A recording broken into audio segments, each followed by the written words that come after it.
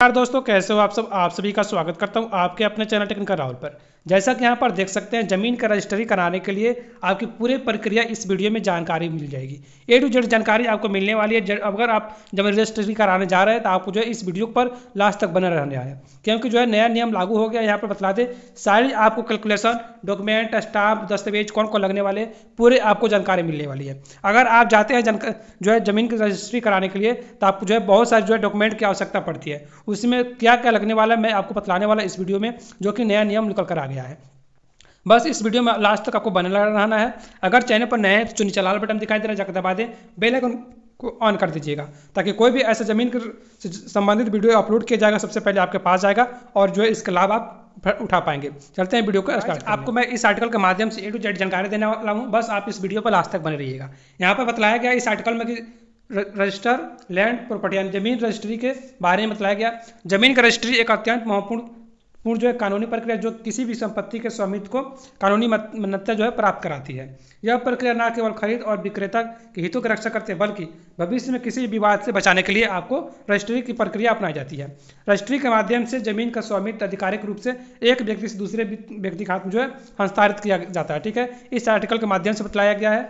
भारत में जमीन की रजिस्ट्री का प्रावधान भारतीय पंजीकरण अधिनियम 1908 के तहत किया गया है। यह कानूनी एक सुनिश्चित करता है कि सभी अंचल संपत्ति लेन देन को उचित रूप से दर्ज किया जाए और उन्हें कानूनी मान्यता प्राप्त किया जाए। आगे बात करें, यहाँ पर बताया गया है आप सभी को लेन देन के उचित रूप से दर्ज किए जाए और उन्हें कानूनी मान्यता प्राप्त किया जाए।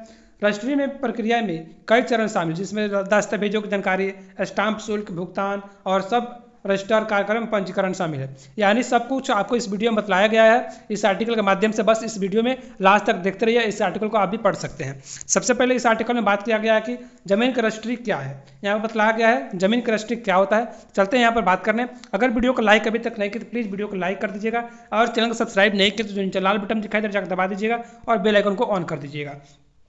यहाँ पर बतलाया गया है जमीन रजिस्ट्री के बारे में। जमीन की रजिस्ट्री एक ऐसी प्रक्रिया जिसके द्वारा किसी भी अंचल संपत्ति जैसे जमीन, मकान, दुकान आदि का स्वामित्व एक व्यक्ति से दूसरे व्यक्ति को कानूनी रूप से हस्तांतरित किया जाता है। यह प्रक्रिया सरकारी रिकॉर्ड में दर्ज की जाती है, जिससे संपत्ति का नया मालिक उस संपत्ति का वैध स्वामित्व बन जाए। यानी अगर आप दूसरे से जमीन लेते हैं तो आपको जो है संवैधानिक रूप से आपको एक बढ़िया सा दस्तावेज मिल जाएगा। उसके बाद बात किया गया इस आर्टिकल में जमीन रजिस्ट्री के लिए आवश्यक डॉक्यूमेंट क्या क्या लगते हैं।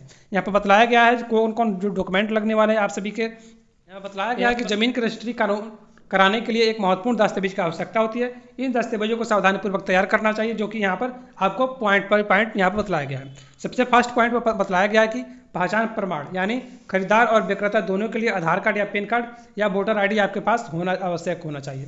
उसके बाद सेकंड पॉइंट बताया गया है बिक्री विलेख, संपत्ति के विवरण और लेन देन की शर्तों के साथ आपको वहाँ पर जाना पड़ेगा। ठीक है, थर्ड नंबर पर बताया गया है संपत्ति का दस्तावेज जैसे खसरा हो गया, खतियान हो गया या नक्शा हो गया आपके पास होना चाहिए। उसके बाद जो एनओसी यानी नॉन ऑब्जेक्शन सर्टिफिकेट, यानी आपको एक सर्टिफिकेट बनवाना होगा ताकि उस जमीन पर कोई भी जो है यहाँ पर समस्या उस जमीन पर नहीं है, उसलिए एनओसी यानी नॉन ऑब्जेक्शन सर्टिफिकेट आपके पास होना चाहिए। उसके बाद बताया गया है फोटोग्राफ, यानी खरीदार और विक्रेता के पास पासपोर्ट साइज जो है फोटो आपको लगेगा। अगर आप जमीन खरीदते हैं या बेचते हैं तो आपके पास जो है यहाँ पर फोटो होना आवश्यक है। उसके बाद बात किया गया है स्टाम्प पेपर उचित मूल्य वर्ग के लिए, यानी वहाँ पर आपको जो है बतलाया गया डॉक्यूमेंट की प्रक्रिया में आपके पास जो है स्टाम्प पेपर होना आवश्यक है। उसके बाद बतलाया गया है पावर ऑफ अटॉर्नी, यानी कोई प्रतिनिधि के माध्यम से रजिस्ट्री करा रहा है वो, यानी आपको ये सारे डॉक्यूमेंट आपके पास होना चाहिए। ये जानकारी आपको हो गई है। आगे बतलाया गया है जमीन रजिस्ट्री की प्रक्रिया क्या है। इस आर्टिकल के माध्यम से आप जानेंगे हम जमीन रजिस्ट्री की प्रक्रिया क्या होने वाली है। अगर तक वीडियो को लाइक नहीं किए अभी तक तो प्लीज़ वीडियो को लाइक जरूर कीजिएगा, और चैनल पर नए जो नीचे लाल बटन दिखाई दे रहा है दबा दीजिएगा और बेल आइकन को ऑन कर दीजिएगा। आवश्यक है तो चैनल को जो है ज्वाइन भी कर लीजिएगा। अब बतलाया गया है कि जमीन की रजिस्ट्री की क्रमबद्ध प्रक्रिया, यानी यहाँ भी जो है आपको स्टेप बाय स्टेप समझाया गया है। दस्तावेज तैयार, फर्स्ट बात है दस्तावेज तैयार, सभी आवश्यक दस्तावेजों को एकत्र और तैयार कर, जो कि मैंने ऊपर बतलाया था आपको इस आर्टिकल में। मूल्यांकन, यानी संपत्ति का सही मूल्यांकन आपको कराना होगा। थर्ड पॉइंट बतलाया स्टाम्प शुल्क भुगतान, राज्य सरकार द्वारा निर्धारित दर पर स्टाम्प शुल्क का भुगतान करें। वहाँ पर जो है आपसे जो है स्टाम्प का भुगतान भी मांगा जाता है। फोर्थ पॉइंट लगता है आपको बिक्री विलेख तैयार, एक वकील या दस्तावेज लेखन के बिक्री विलेख तैयार करना, यानी आपको एक दस्तावेज तैयार कराना पड़ता है। उसके बाद बात करें ऑनलाइन पंजीकरण, कई राज्यों में ऑनलाइन प्रक्रिया के माध्यम से, यानी यहाँ पर बताया गया है कि ऑनलाइन माध्यम से भी कई जो राज्यों में जो है रजिस्ट्री चालू हो गई है। नेक्स्ट पॉइंट में बात किया गया है यहाँ पर बताया गया है ऑनलाइन सब रजिस्ट्रार कार्यक्रम में उपस्थित निर्धारित तिथि और सब पर समय पर सभी पक्षों को उपस्थित, यानी आपको जो सब रजिस्ट्रार जब बुलाएगा वहाँ पर सही तिथि पर और सही समय पर आपको वहाँ पर उपस्थित होना है। 7 नंबर पॉइंट बताया गया दस्तावेजों का सत्यापन। सब रजिस्ट्रार सभी दस्तावेजों की जांच करेंगे, यानी जितने भी आप डॉक्यूमेंट वहाँ पर लगाए होंगे वहाँ पर सबका जांच किया जाएगा। उसके बाद जो बायोमेट्रिक सत्यापन होगा, यानी आपको जो है आधार कार्ड जो यहाँ पर बायोमेट्रिक सत्यापन किया जाएगा। खरीदार और विक्रेता का बायोमेट्रिक सत्यापन होगा। उसके बाद जो है गवाह का हस्ताक्षर, 2 गवाहों का हस्ताक्षर, यानी जमीन आप लिखवाते हैं या बेचते हैं वहाँ पर 2 गवाह आपको होना चाहिए। 10 नंबर पर बताया गया शुल्क भुगतान, पंजीकरण शुल्क का भुगतान करना पड़ता है। 11 नंबर पर बताया गया रसीद प्राप्ति, पंजीकरण की पुष्टि के लिए रसीद प्राप्ति, यानी जब आप भुगतान करते हैं तो जो है आपको यहाँ पर पंजीकरण रसीद दिया जाता है। नेक्स्ट में बात किया गया है यहाँ पर ऑनलाइन रजिस्टर कैसे प्रक्रिया होती है। अगर बहुत सारे राज्यों में ऐसे जो है ऑनलाइन प्रक्रिया स्टार्ट हो गई है। चलते हैं बात करते हैं ऑनलाइन कैसे होता है। तो यहाँ पर बताया गया आधुनिक समय में कई राज्यों में जमीन रजिस्ट्री की प्रक्रिया ऑनलाइन कर दी गई है। यह प्रक्रिया कैसी होती है, सबसे पहले पॉइंट में बताया गया है अपने राज्य के भूमि रिकॉर्ड विभाग के आधिकारिक वेबसाइट पर जाना होता है। ठीक है, ऑनलाइन रजिस्ट्रेशन या जो है समान पर विकल्प पर चुनना पड़ता है।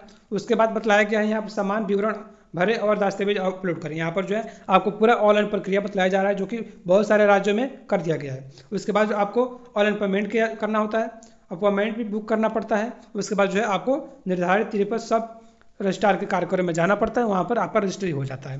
तो इस तरह से जो है यहाँ पर अब बात करते हैं, यहाँ पर बताया गया आपसे स्टाम्प ड्यूटी और रजिस्ट्रेशन फीस के बारे में बताया गया है।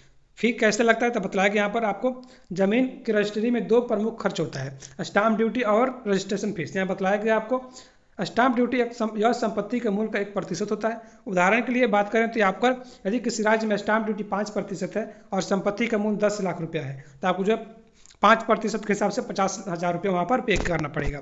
सेकंड नंबर बताया गया रजिस्ट्री फीस। यह आमतौर पर एक निश्चित राशि होती है जो यह संपत्ति के मूल्य का एक छोटा सा प्रतिशत आपसे मांगा जाता है। तो सब जानकारी आपको कैसे लगा जरूर बताइए कमेंट में। अगर चैनल को सब्सक्राइब अभी तक नहीं किया तो प्लीज़ चैनल को सब्सक्राइब कर ले, जो नीचे लाल बटन दिखाई दे रहा है बेल आइकन को ऑन कर दीजिएगा और वीडियो को लाइक करना ना भूलिएगा। हो सके तो चैनल को ज्वाइन भी कर लीजिएगा। थैंक यू दोस्तों वीडियो को वॉच करने के लिए।